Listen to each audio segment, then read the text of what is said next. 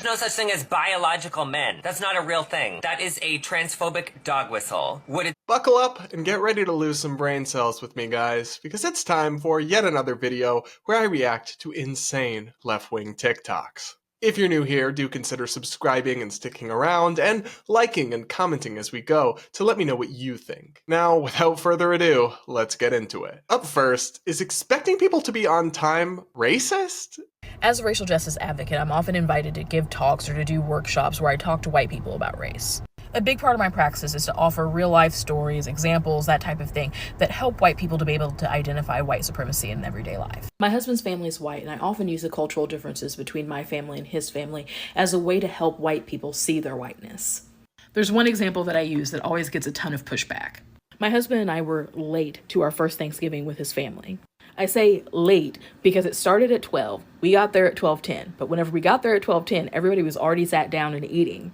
I didn't know that. I use this illustration to point out that different cultures have different understandings of time, lateness, and what it means to be polite. Without fail, a white person will push back and say that lateness is impolite. I always use this as a teachable moment.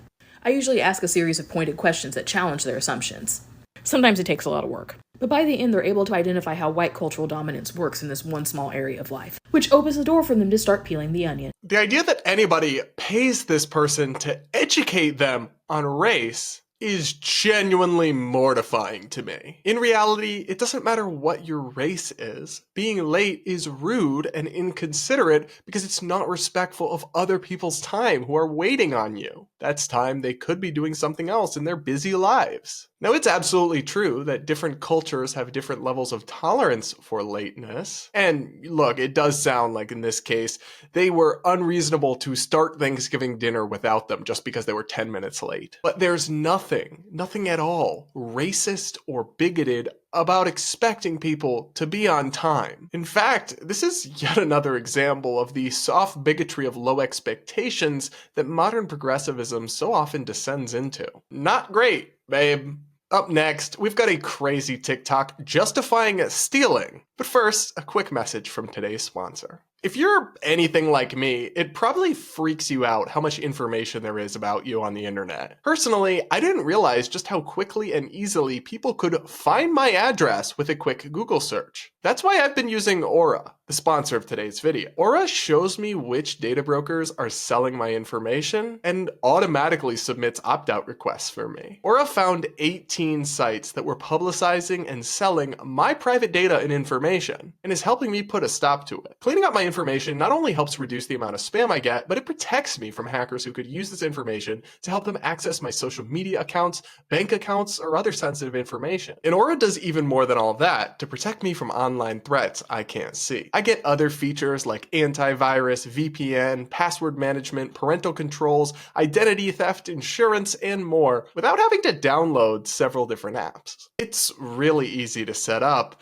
and best of all, I get it all at an amazing price. And you should too. Go to www.aura.com/Polumbo, Polumbo, and get yourself some peace of mind and privacy today. Again, you can go to aura.com/Polumbo, which is linked in the description, to start your 14-day free trial today and support my content at the same time. Now, back to the video. Up next, TikToker tries to justify stealing yet again. For some reason, these people are always trying to defend shoplifting. I don't get it. People who have their needs met don't have to steal in order to meet their needs. People who have their needs met are less likely to use public resources and spaces in undesirable ways. And people who have their needs met are better capable of contributing to society. But if we wanted these outcomes, we would already have these systems in place. For some, the fact that everyone would benefit is one of its biggest downsides. So the idea that people only shoplift and steal to feed their starving children or whatever is one of the most pernicious myths that just won't die. If this was actually the case, explain to me why some of the most commonly stolen items include makeup, cosmetics, electronics, fancy apparel and shoes and designer brands. It's almost like it's not about getting the necessities to survive, but about malicious people stealing to enrich themselves at society's expense. And if more generous, progressive policies that just meet everybody's needs would alleviate the root cause of crime and end the scourge of shoplifting, why exactly is it that the most liberal progressive cities with the biggest social safety nets are the ones with the worst shoplifting problem? Can you make that one make sense for me, babe? I'll wait.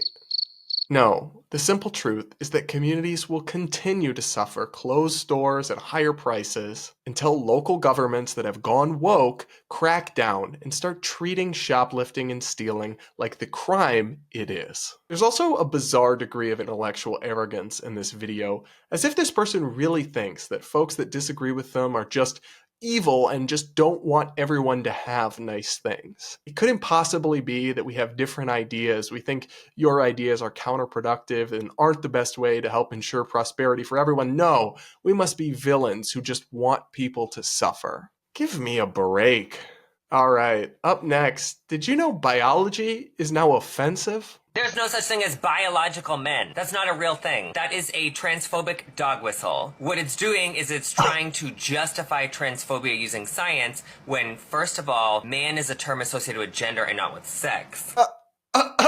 Excuse me? What the did I just watch? Babe, this is not helping. I don't know who you think you are helping with this bizarro gaslighting insane advocacy. As anybody with access to a dictionary knows, a man is defined simply as an adult human male. A person with a biological sex that is male, has XY chromosomes. Now, it's perfectly legitimate to say that some trans people exist who want to live life and present as the other gender that's not their biological gender they were born as. To me, that's no problem. Live however you please. But don't gaslight us and tell us that concepts we all know are real and true are not just untrue, but somehow offensive and hateful. You're discrediting your own arguments and dragging down the LGBT community's public image. You're also acting like the boy who cried wolf and throwing around the terms bigotry and hate like candy on Halloween. So nobody's gonna listen when you actually do identify and try to warn people